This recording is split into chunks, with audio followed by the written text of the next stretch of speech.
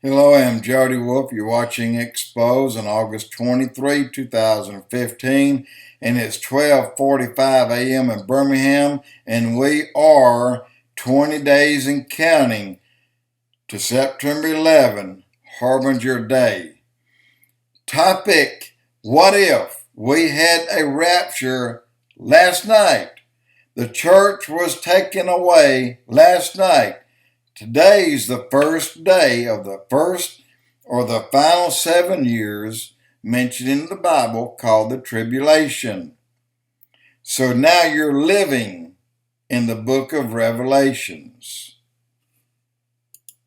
That kind of scares me. Let me tell you that Jesus talked and people were somewhat taken back during one of his times that he was teaching or talking to his disciples. He said in Matthew 24:4, "Take heed that no man deceive you." And, he went on with that verse. And then another remark just minutes later. What was the days of Noah like? He asked kind of in a question in Genesis 6. So if you read Genesis 6 and then you put the two together, it gives you a little clearer picture of something that you want to completely avoid at all costs. The Bible tells us that living in the final days on earth, is worse than living in the final days just before the flood. And the days back then, it was so bad that God had to kill everything except those that he put on the ark. If it was so bad that God had to kill hundreds of millions, if not billions, that's bad. And to bleed over and be worse than that in our day, in the last 7 years, I can't imagine that. And I don't know anyone who can. If anybody in Hollywood could make a movie that would depict it, they would be filthy dog rich in just a matter of a week. They'd have more money than Bill Gates ever thought about in a week.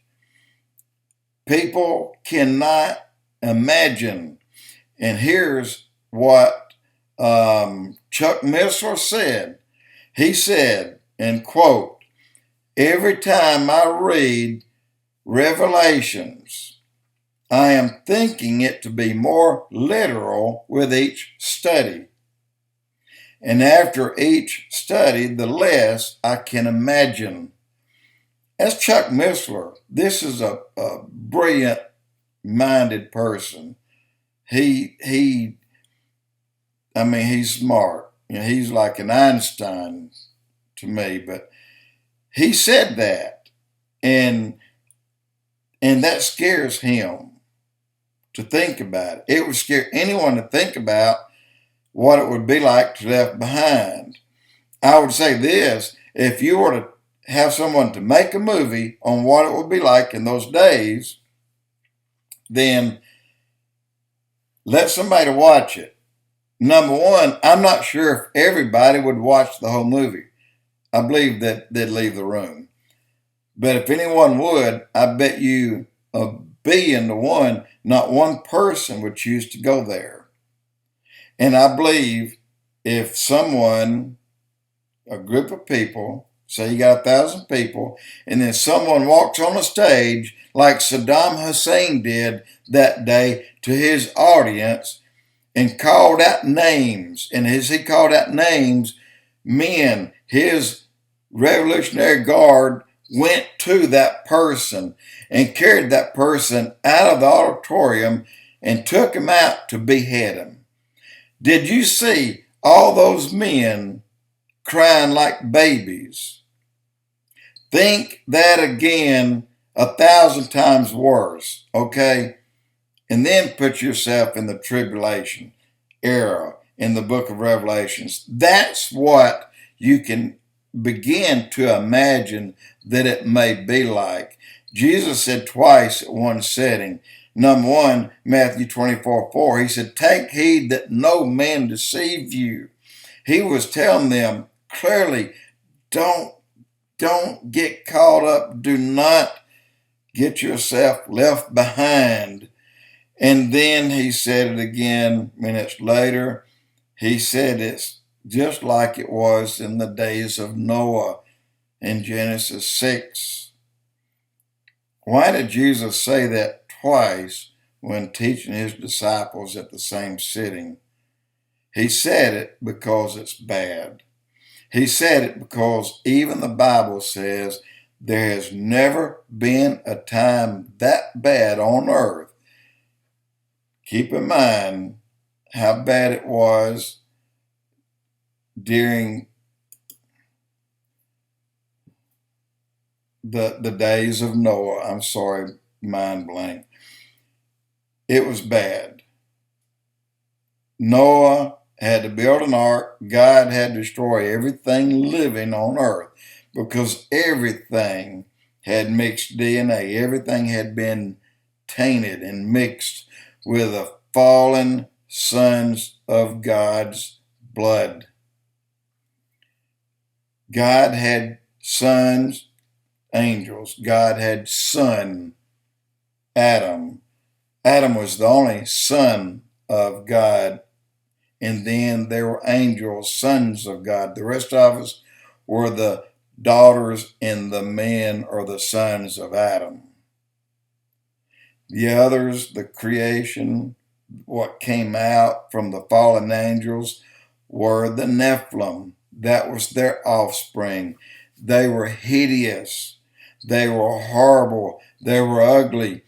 And it's amazing that every attempt has been made worldwide.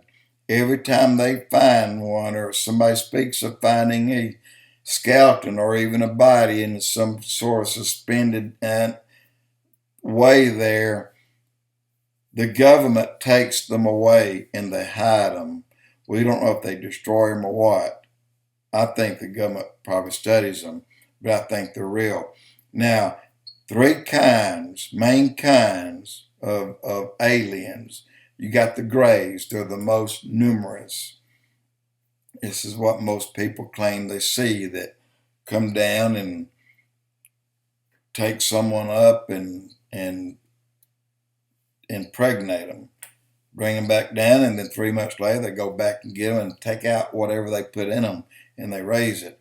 Then you have the Nordics, or you have the Palladians. They're like tall whites. They look like us. You really can't tell in a line of people. You don't know if you're in a line with a Nordic or not.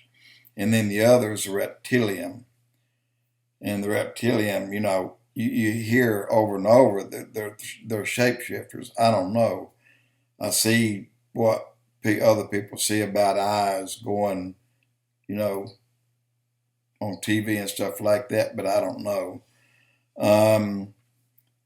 But in the days of Noah, it's worse than that in the tribulation era in the book of Revelations, because if it were not, why did God make sure that a full third of the Bible talked about that one book?